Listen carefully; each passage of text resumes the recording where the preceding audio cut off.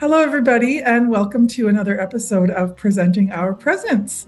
Presenting Our Presence is the local vodcast podcast here at the University of Alberta, and we get to talk to some really incredible Indigenous folks that make a difference here on campus. My name is Michelle Durocher.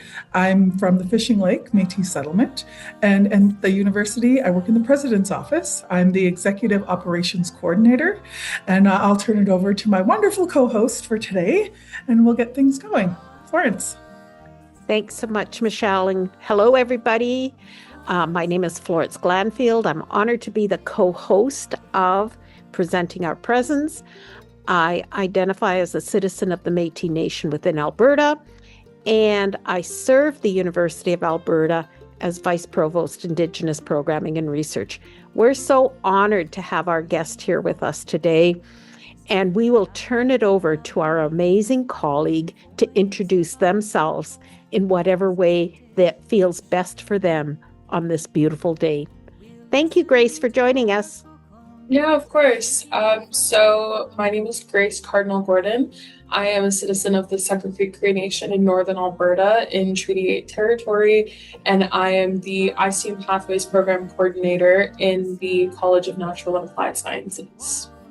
Wonderful. It's so nice to meet you, Grace. Thank you for joining us today. We're so excited to hear more about how you got here, how you ended up at the university. If you don't mind starting us off with a little bit of your journey and how you ended up here. It's been a very, very long journey. I kind of came full circle. My dad attended the University of Alberta, so he did his degree in Native Studies. So when I was younger, my dad was still doing classes, so he would take me to his Cree classes and his Cree seminars, and I would just kind of hear firsthand, and I'd just be in the back of the room coloring in my coloring book. But that I've kind of moved a lot throughout my life. I've lived in Edmonton, I've lived in Vancouver, Calgary, Ottawa, Peterborough, and then back to Edmonton. So, but while I was living in Calgary, when I was 8, I, for some reason, fell in love with our geology unit in grade 3. I, for some reason, fell in love with it. I don't know what it was, but I decided that I was going to go home that night and tell my mom that I wanted to be a hydrogeologist. When I grew up, that was the biggest thing. And I thought that I made up the word. That was something that I completely thought that I created on my own. And it was my big life goal of what I wanted to do with my life. And I specifically wanted to help Indigenous communities with their environmental water quality issues.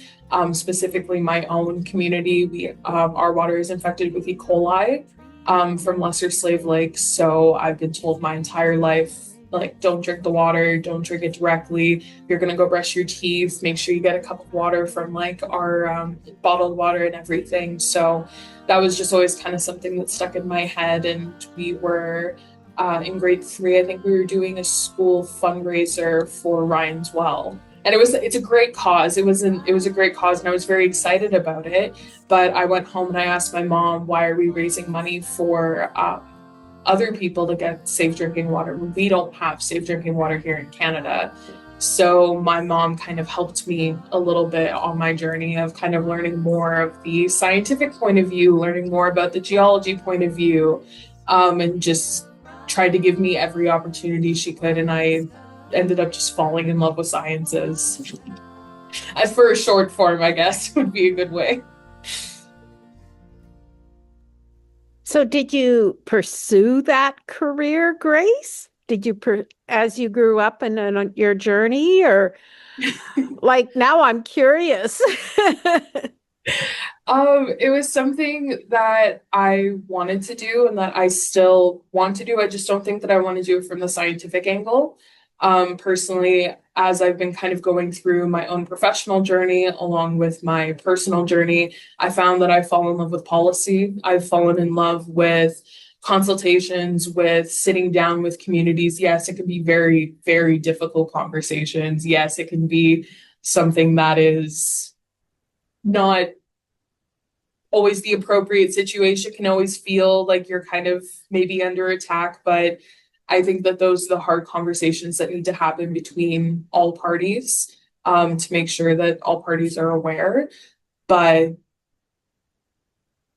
I've kind of fallen in love with policy. I've worked in government. I've seen it from the government point of view. I know kind of the weight that is on governments, along with kind of the weight from Indigenous peoples to make all parties as happy as possible, which is never, ever, ever possible, but we always try. But I think I've kind of stepped away from hydrogeology specifically. I have background in it. I have kind of some knowledge in it, but I don't think it's exactly what I want to be doing with my life.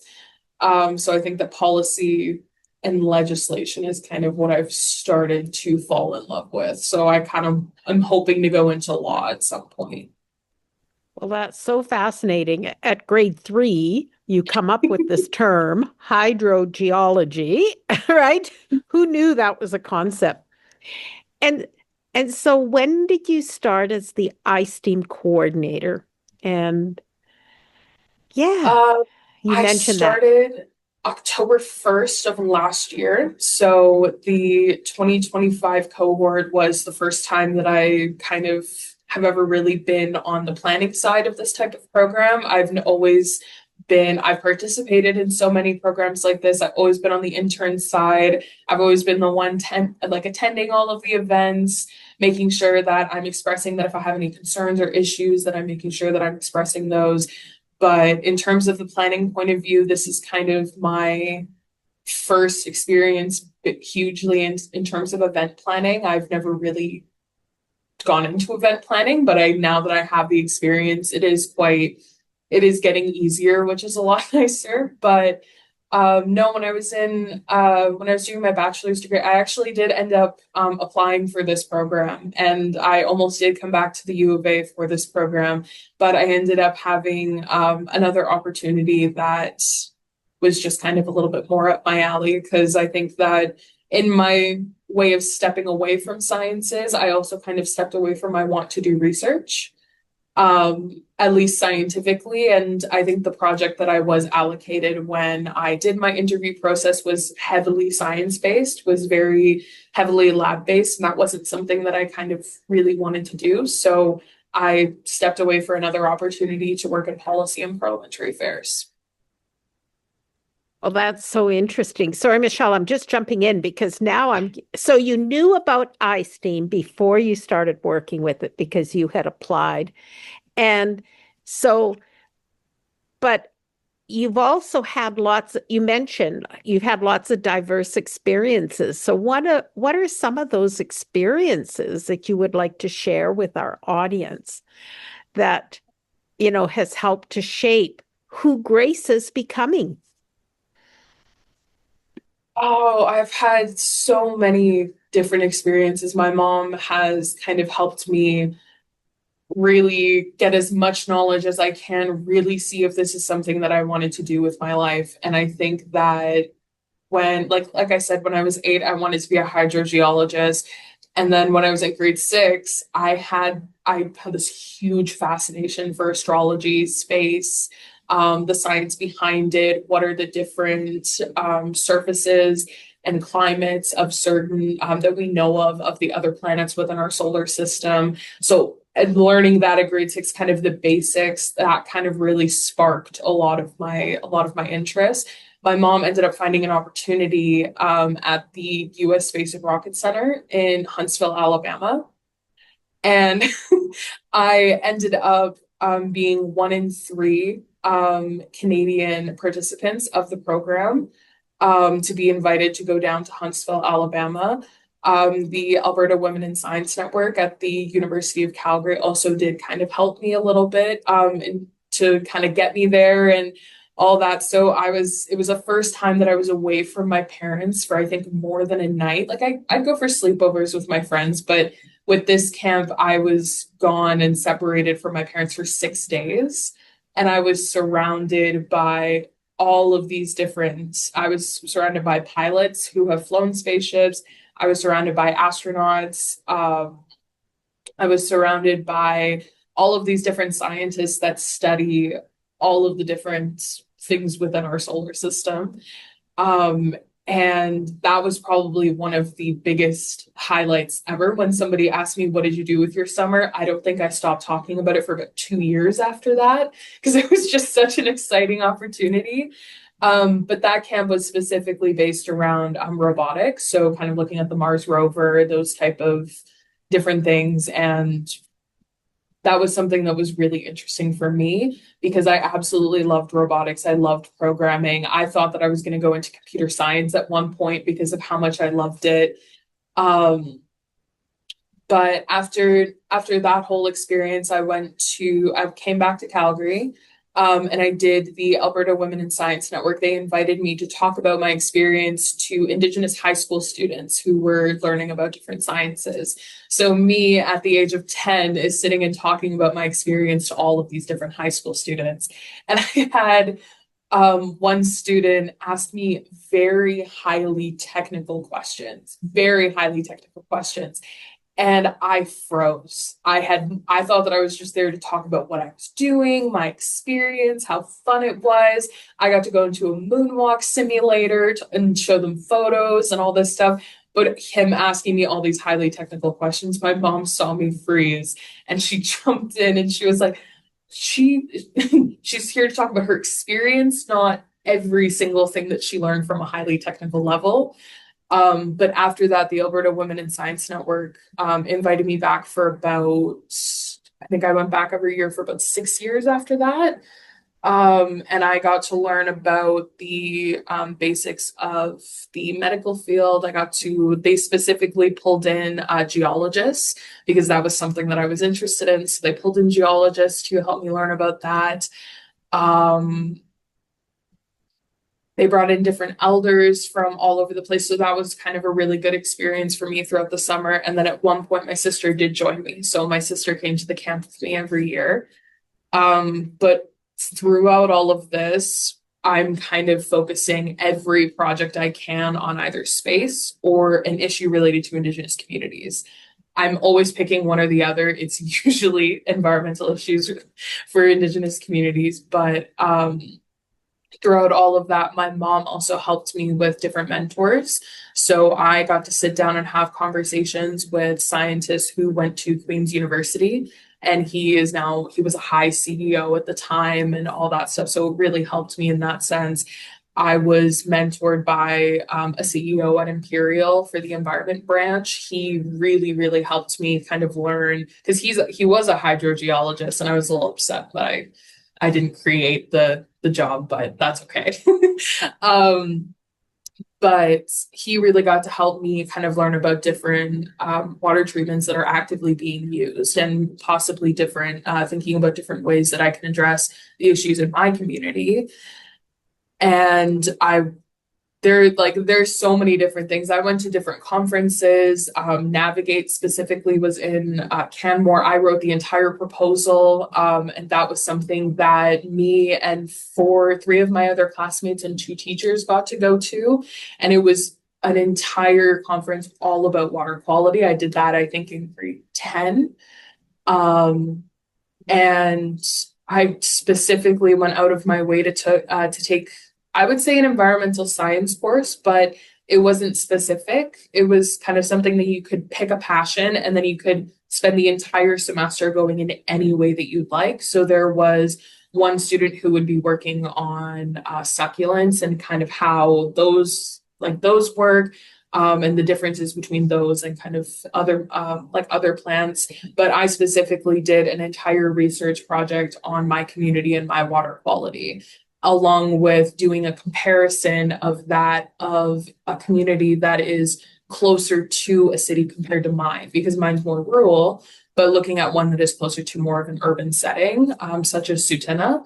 So my mom, loving her connections, was able to get me a meeting with the chief of Sutena, where I would be able to sit down and talk about their water quality issues. I would sit down and kind of learn every aspect that I could, along with talking to a former chief of my community to learn how kind of that past thing went, maybe things that aren't publicized. What is the actual process? What the water that comes out of the tap from the river, what is the exact process that the water goes through? What is every single element that that water touches that could possibly be an issue with contamination?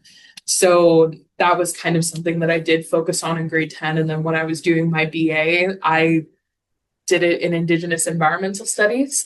So every project I focused it on water quality from a law perspective, water quality from a legislative perspective, water quality from a scientific perspective. I can guarantee you I've looked at this from every angle possible. I've even compared it to international waters and international communities that are different. I know that New Zealand has a similar government structure to us. So I did a comparison into the Maori people and their water quality and kind of their water laws. And I looked at all of that and I wrote a whole paper on the comparison. So it's just kind of been something that has been an ongoing passion in my life.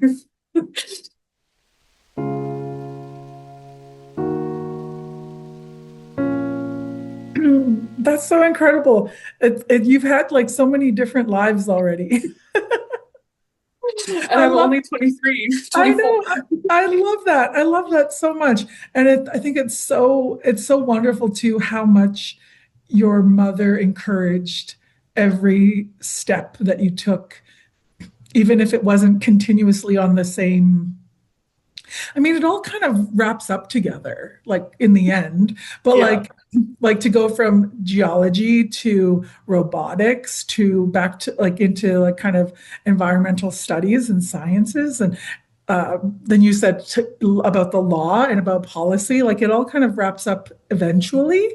But it is like a little bit, like it's an interesting path to take, and I think it's really cool how many times you've mentioned that your mom is the one that was like, yeah, we'll do that, we'll do this, we'll do that next, yeah.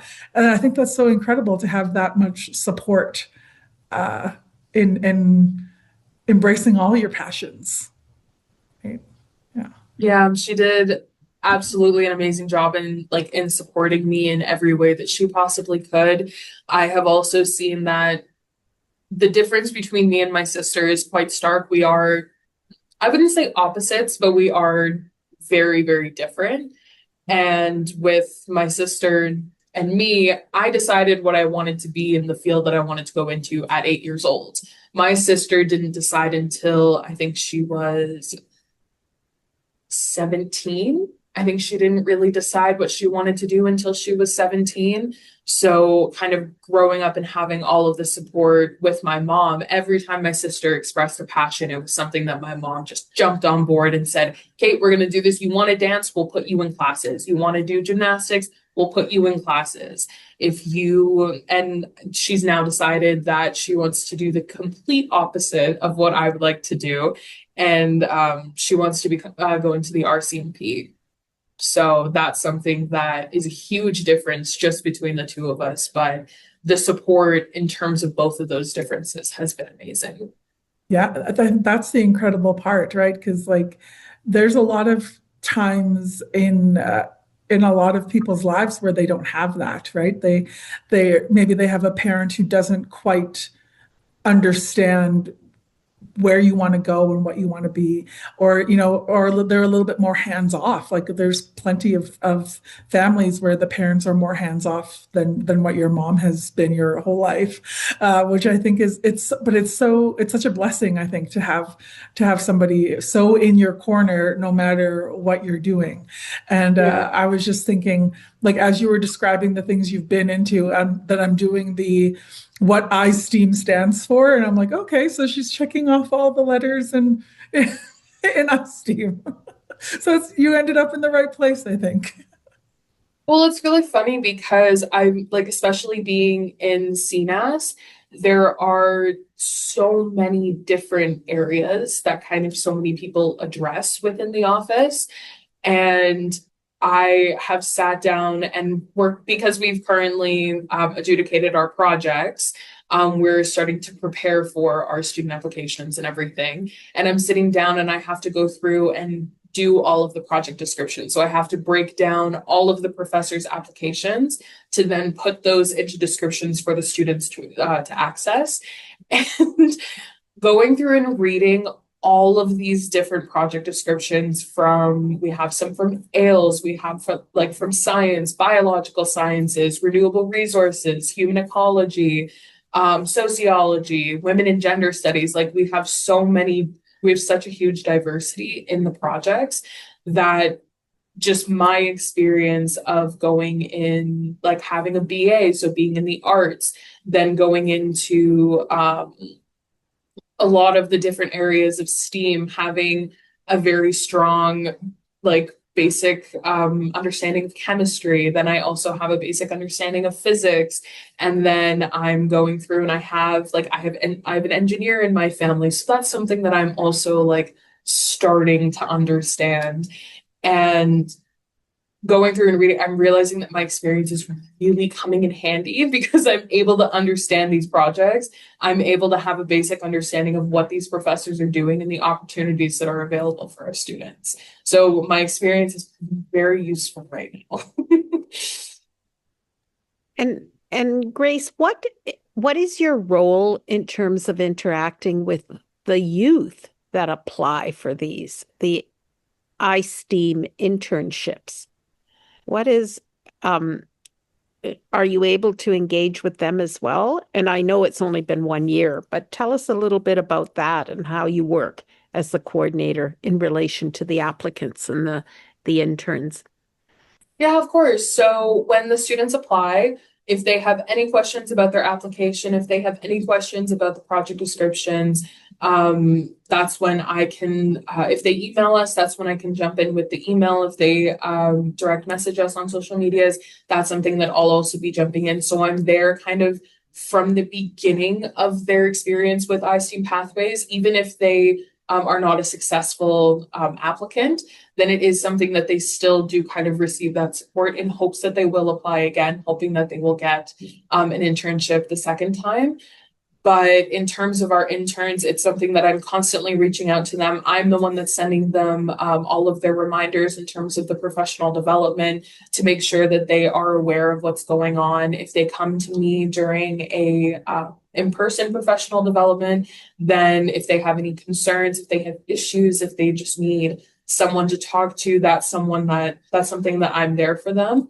If they are struggling with their mental health, for example, that's something that I can connect them to the right people. That if I'm not capable of supporting them in that, in my own capacity, then I connect them to the right people, whether that's an elder, whether that's a counselor within the U of A, whether that's our program leads that can provide more support than I could.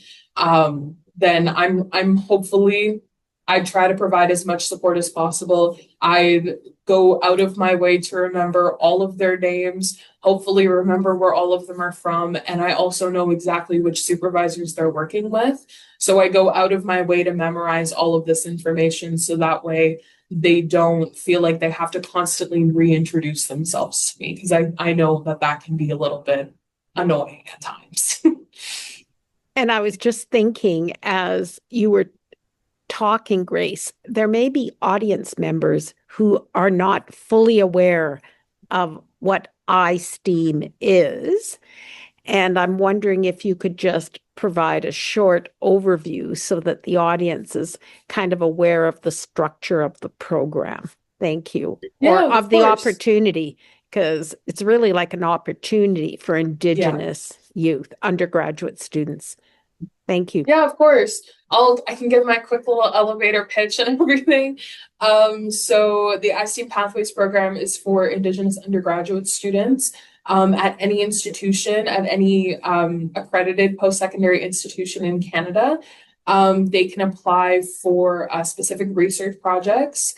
The application process is a little bit more of looking through all of the different project descriptions, selecting the top 3 so that way we can have an idea of your interest, whether it's wildfires, whether it's pine beetles, whether it's fish health, whether it's There's such a wide variety of fields. I can't really name all of them off the top of my head. But we can kind of gain an understanding of what their interests are. And then they go through the application process. And then after that, they are adjudicated. They reach out, if they are selected as successful applicants, professors will reach out to them for an interview. Then ISTEAM will receive a confirmation that that is a proper allocation, a proper match. They both agree, they both want to be there, they both want to provide that opportunity. And then throughout the summer, there's a lot of professional development. So we have Academic Career Day, where they learn about graduate studies. Land and Water Day, they learned about the relationships between both land and water and how those interact. And a research poster session, all this stuff. And then there's a celebration at the end of the summer where they get to sit down with their families, receive a certificate. They get to visit with different university leadership, such as yourself, Florence, throughout. And different university leadership gets to understand these students' experiences, understand the research, and really just talk with them in any way, shape, or form. But yeah, I think that's kind of my elevator pitch. Yeah, that's great, Grace. And it is an internship. So these undergraduate students are provided a stipend for their time in the lab, and they do work alongside the professors, right? Yeah. It's always very exciting. Thank you for doing that. And it just seems to me that your lived experiences in all of those different opportunities is such a wonderful opportunity for you to share some of that lived experience with the undergraduate students who are in the program each summer. Yeah, I always try to provide as much support for the students as possible, because I think that even with me, I know that internships can be very serious. I know that internships can be very formal, and sometimes that can be a little bit exhausting. So I always do like to talk to them in sometimes a little bit of a less formal way, because that can be easier for them to open up. That can be easier for them to be honest with me on whether they're enjoying their project, on whether they might have preferred something else, on whether there might be some issues within the lab, on whether they may not be getting the support that they thought that they might be getting. And then that's where ISTEAM Pathways can step in and say, like, hey, this is kind of something that the student has expressed. How can we maybe work to help them get the support that they were looking for? But yeah, that's kind of something that I'm always looking for, is just how can I help the students? How can the students maximize this experience as much as I got to maximize my experiences?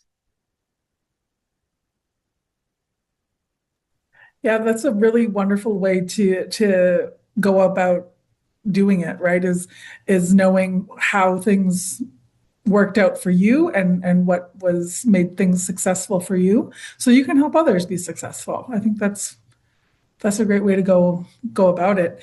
And then one of the things that you mentioned earlier when you were talking about the program is of the different all the different faculties involved.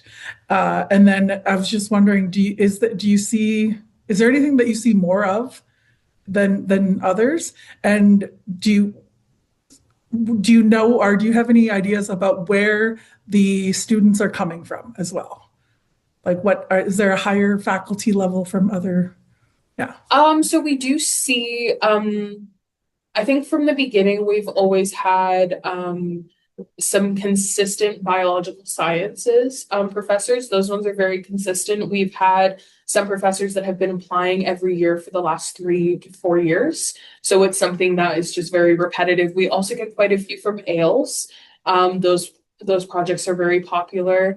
But we have now been getting some from chemistry. We have been getting a little bit more from the Faculty of Engineering. So with all the different departments under that, we've been getting quite a few from the Faculty of Engineering. And then we're also really trying to reach out to the social sciences. So we're trying to reach out to sociology, political science, all of these different places that are focusing on environmental research and how that affects Indigenous communities, and providing our students those opportunities, because that's kind of something that we usually do see a little bit more of. And when it comes to our students, we always try to find as much diversity as possible. So we always try to make sure that if we have, let's say, 40 applicants, and we have 30 of those 40 that are coming from the U of A, and we have 10 that are coming from different institutions across Canada, we do try to make sure that the students that are willing to relocate to Edmonton are also provided that opportunity, and we are balancing it as much as possible. We also look at the diversity within the three distinctions themselves. So trying to make sure that we are providing opportunities to Métis, First Nations, and Inuit as well. And I know that in the past, Grace, that there were, like certainly, if I remember correctly, early on in the iSTEAM program is that there were people worked in law, for example, as well. Yeah. So, yeah, it is. But you're right. It's primarily from the College of Natural and Applied Sciences currently that the work. And in some ways that makes sense given the acronym too, right? Yeah. Yeah. But yeah, I just wanted to, what Florence was saying is like, it's really cool to see what areas of the university are participating. And, the broader it is, the better the experience for our Indigenous students to see, like, maybe like you, Grace, maybe they want to check out law and science and chemistry. And, I think it's really cool. And the broader the iSTEAM program pathways goes, the better the opportunities are, the more opportunities there are. And sometimes you don't know until you're given that option. You don't know that it's something that you're interested in. Yeah, well, even this year we have projects from medicine and dentistry and pharmacy and pharmaceutical sciences. So it's something that we're really trying to expand as much as possible of figuring out, okay, environmental science covers almost any discipline. Any discipline you can have, environmental science is included somewhere in there. And looking at medicine and dentistry, they do a lot of the health focused avenue, and that might be something that's a student is interested in, and they end up selecting that project and they end up absolutely loving it.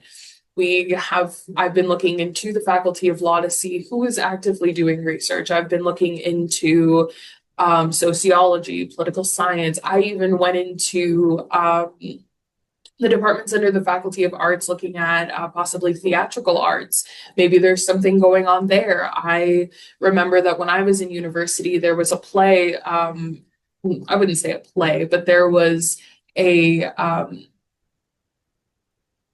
theater interpreted version of kind of the environmental crisis that went on in Grassy Narrows, because that is one of the most well-known environmental issues facing an Indigenous community in Canada. It is one of the most well-known. If you mention it anywhere in Canada, it is most likely that somebody knows that. And I remember going and sitting in this theater, watching the interpretation of it, watching people talk about all of these different issues that they were facing from the perspective of someone in the community, from someone of the perspective of government. So I know that there's even the environmental science avenue in theater. There's the environmental avenue possibly in music, like all of these different avenues. So I'm looking as deeply as I can to reach out to as many different places as possible to provide a very, very vague and hopefully just a widespread opportunity. Yeah, and so this really is so I'm an educator, Grace, so I was thinking, yeah, there might even be opportunities in the Faculty of Education to promote the program, right? Because there may be Indigenous teacher candidates who are looking for ways to gain experiences in the broad iSTEAM around environmental sciences and related to their sort of specialties or their interests. And I was also thinking about that you mentioned, so the interns have to come and be on campus. So this is an in-person program. And I remember meeting students in iSTEAM who are from different universities. So that's really exciting because the opportunity is also to broaden your network of understanding and meeting of humans that might be part of your professional circle after you graduate. So you're building the next generation of, sort of Indigenous advocates or Indigenous scientists. I don't know what you want to call it, but, something like that, right? Yeah. Yeah, we have a lot of different students that come from all over the place, but we also have researchers that come from all over the place as well. We're currently very excited about one of the projects this year that is in Vancouver. So they will be in Vancouver for the summer. And we also have that, yes, I would say that the main location for a lot of the researchers is here at the U of A, but the field work that they do does require some of these students to be off campus, to be in rural northern Alberta, that the only place that you kind of know their exact location are just coordinates that were given. So it is something that they're not always in Edmonton for the entire summer. Some are more lab-based where they're out of Edmonton for most of the summer. Some are more lab-based that they're in Edmonton all of the time. They're in a lab coats. It could be an ultra clean lab, stuff like that. But yeah, even just the diversity in the projects themselves creates the diversity for the students. Well, I think that's absolutely amazing, Grace. And wow. And I really appreciated learning about how your lived experiences of now are showing up and how you are contributing at the University of Alberta. And thank you for that. But I'm also conscious that we are almost coming to the end of time. And earlier you did mention the support of your family. And I was wondering if there was any final words you wanted to say about that support of your family in the work that you've done and the opportunities you've had because of that support. I think that the support from my family has definitely been able to shape me into the person that I am, into the way that I approach different people who ask me, hey, are you interested in this? Is this something like, can you possibly support me on this? Anybody who asks me for support, I give them the same level of support that my mother gave me, as much as I possibly can. And I always make sure that, like with my sister, for example, when she was applying to universities, I gave her every piece of advice that my mom gave me, but also some things that I learned along the way. So I'm really, really trying to make sure that I can provide the support that I was given, because it motivated me more than I think I can even articulate into words. I'm so motivated to do whatever I can to help, specifically the environmental crisis. That's still one of the biggest focuses for me, is that I would like to go back to policy, because I did very much enjoy it. I would like to go back to policy. I would like to go back to hopefully and learn more about legislation. But no, I think that the support that I received from my family was absolutely invaluable. It was something that I don't think I can compare anything to. It really, really did shape me professionally. And now I'm trying to figure out, okay, now that I've kind of gotten the basis, gotten the foundation of kind of where I want to be professionally, I'm now trying to work into building my own professional profile of doing different opportunities, maybe building a digital footprint, maybe going through and networking, or talking about where I come from, using my position to possibly reach out to different people within the university and say, hey, this is a really good opportunity. If you want to sit down and talk about it, we can do that. But I definitely think that the support that I received I didn't realize until this conversation, has transferred very, very far into my professional life. Thank you, Florence, for bringing that up and for starting that little tidbit. That's exactly where I was going to go. Just to say, like, oh, Grace, it looks and feels like you are stepping into what your mother's role was. And not just for your, people in your own immediate family, for students from around the country, right? So I think that's really cool to see that transition from the mentee to the mentor. I think that's really cool. Yeah. Yeah, thanks, Michelle. And I was thinking about it, as it's sort of laying down a pathway or pathways, right, for the next generation. So really returning to sort of the Indigenous teachings that I've understood, or the teachings for my family, right, is that we're always contributing to the next generation and the possibilities. And I also loved how another message that I interpreted from your words is also the sense of curiosity and trying things out. So when you were little, trying these things out, and what I firmly believe is everything you experience helps to figure out who you are and who you are becoming and who you are meant to be. So Grace, it's been an honor to have you with us today, and we will turn it over to you to end our time together in whatever way is most comfortable for you. I appreciate that. I think that this experience has just been, I've never been on a podcast before. I even told my family, I was like, oh my God, I'm going on a podcast. They said some of them have never even been on a podcast, but I think that this was a lot more calm and informal than I thought it was going to be. So it kind of loosened my anxiety a little bit. But I do thank you both for kind of just taking the time to even just get to know me, especially with both of your positions kind of keep you both very busy. So I really, really appreciate it. Thank you.